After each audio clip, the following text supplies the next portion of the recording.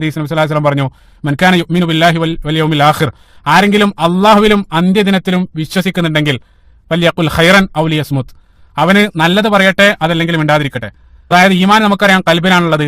ആ കൽബിൽ ഈമാൻ ഉണ്ടെങ്കിൽ അവന് നല്ലത് പറയട്ടെ അതല്ലെങ്കിൽ മിണ്ടാതിരിക്കട്ടെ. പറഞ്ഞു, മാ യൽഫിദു മിൻ ഖൗലിൻ ഇല്ലാ ലദൈഹി റഖീബുൻ അതീദ്, നിങ്ങൾ ഓരോ വാക്കുച്ചരിക്കുന്ന സന്ദർഭത്തിലും നിരീക്ഷിച്ചു കൊണ്ടിരിക്കുകയാണ്. അതായത് നമ്മൾ ഉരുവിടുന്ന ഓരോ വാക്കുകൾ നിരീക്ഷിക്കാൻ വേണ്ടി അല്ലാഹു സുബ്ഹാനഹു വ തആല പ്രത്യേകമായിട്ടൊരു സംവിധാനം നമ്മുടെ ശരീരത്തിൽ ഏർപ്പെടുത്തിയിട്ടുണ്ടെന്നുള്ളതാണ് ആയത്ത് നമ്മൾ പഠിപ്പിക്കുന്നത്. പ്രതിസന്ധികൾ വരുന്ന സന്ദർഭത്തിൽ പലപ്പോഴും നമ്മുടെ ഈമാന് ഭംഗം വരുന്നുള്ള വാക്കുകൾ പല സന്ദർഭത്തിൽ നമ്മൾ അറിയാതെ നമ്മുടെ നാവ് കൊണ്ട് ഉച്ചരിക്കാറുണ്ട്. അല്ലാഹു സുബ്ഹാനഹു വ തആല അതിനെ പ്രത്യേകമായിട്ട് എടുത്തു പറയുകയും ചെയ്തു. അല്ലാഹു സുബ്ഹാനഹു വ തആല പറഞ്ഞു, വലനബലുവന്നകും ഹത്താ നഅലമൽ മുജാഹിദീന മിൻകും വസ്വാബിരീൻ വനബലുവ അഖ്ബാറക്കും. അല്ലാഹു സുബ്ഹാനഹു വ തആല പറയാണ്, നിങ്ങൾ ഇതേ രൂപത്തിലുള്ള പ്രതിസന്ധി വേളകളിൽ നിങ്ങൾ ക്ഷമിക്കുന്നതും അതേപോലെ തന്നെ വനബലുവ അഖ്ബാറക്കും, അത്തരം സന്ദർഭങ്ങളിൽ ദുരന്ത വേളകളിൽ നിങ്ങൾ പറയുന്ന വാക്കുകളും ഞാൻ നിരീക്ഷിച്ചു കൊണ്ടിരിക്കുകയാണ്. സുബ്ഹാനല്ലാഹ്. അപ്പൊ ദുരന്ത വേളകളിൽ നമ്മുടെ വാക്കുകൾ നമ്മൾ വായ കൊണ്ട് ഉച്ചരിക്കുന്നത് പ്രത്യേകമായിട്ട് അല്ലാഹു സുബ്ഹാനഹു വ തആല നിരീക്ഷിക്കപ്പെട്ടുകൊണ്ടിരിക്കുകയാണ്. നബി സല്ലല്ലാഹു അലൈഹി വസല്ലം പറഞ്ഞു, മനിൽ മുസ്ലിം അൽ മുസ്ലിമു മിൻ സലിമൽ മുസ്ലിമൂന മിൻ ലിസാനിഹി വയദിഹി, ആരുടെ നാവിൽ നിന്നും ആരുടെ കയ്യിൽ നിന്നും മറ്റുള്ള മുസ്ലിങ്ങൾ സുരക്ഷിതരായിരിക്കുന്നുവോ